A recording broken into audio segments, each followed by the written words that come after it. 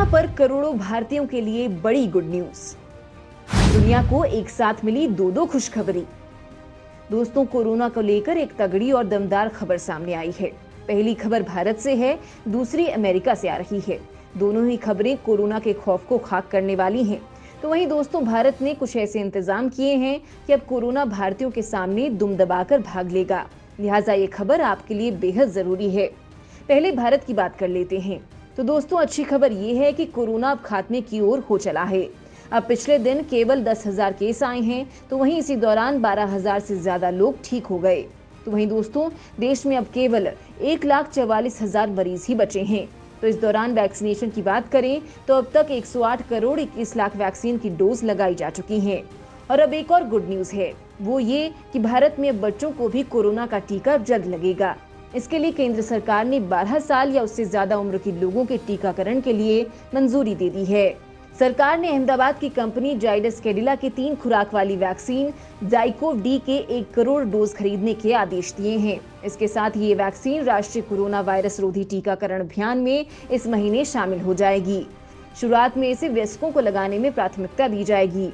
ZyCoV D के टीके की कीमत करीब 358 रुपए है। इस वैक्सीन के साथ जेट एप्लीकेटर भी साथ आएगा, जिसकी मदद से ही टीके की खुराक दी जाएगी। इसके 3 खुराकों को 28 दिनों के अंतराल पर दिया जाना है। देश में विकसित ये दुनिया का पहला ऐसा टीका है जो डीएनए आधारित एवं सुई रहित है। वहीं दोस्तों, भारत के लिए सबसे अच्छी बात यह है कि देश भर में त्योहारी सीजन के बावजूद कोरोना में कमी आई है। हालांकि इस दौरान कोरोना की जांच में भी गिरावट देखने को मिली है।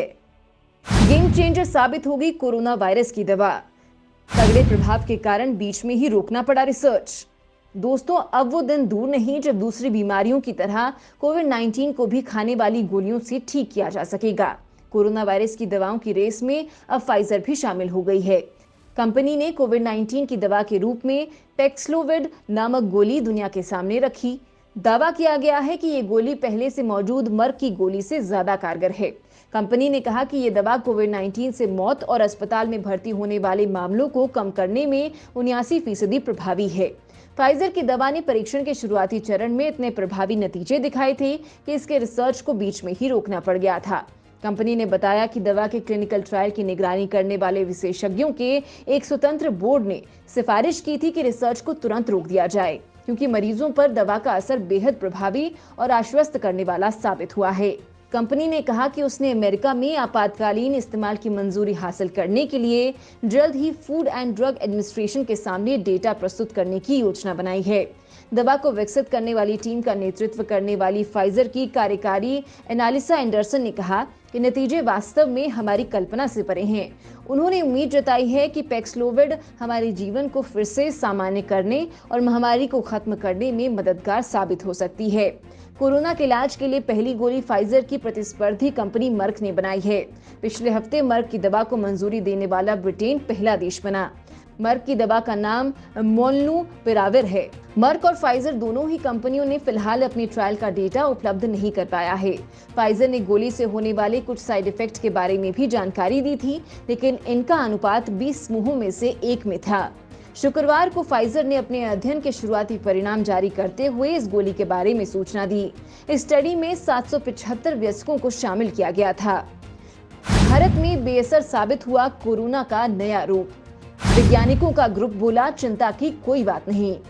दोस्तों, कुछ दिन पहले कहा जा रहा था कि भारत में कोरोना का नया अवतार यानी AY 4.2 वेरिएंट तबाही मचा सकता है, लेकिन अब एक रिपोर्ट में कहा गया है कि फिलहाल ऐसा कोई बायोलॉजिकल आधार नहीं है जिससे इस वेरिएंट की संक्रामकता ज्यादा पाई गई हो। कोरोना के नए वेरिएंट AY 4.2 की तीव्रता देश में बाकी वेरिएंट की तुलना में बहुत कम होकर 0.1% है। ये इतनी कम है कि चिंताजनक नहीं मानी जा सकती। Indian source core 2 genomics consortium की ताजा रिपोर्ट में ये दावा किया गया है। वैज्ञानिकों का कहना है कि भारत में डेल्टा कोरोना ही अब केवल वेरिएंट ऑफ कंसर्न है।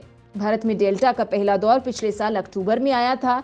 इसके कारण देश में भयावह दूसरी कोरोना लहर चली थी और ये अप्रैल मई में पीक पर थी।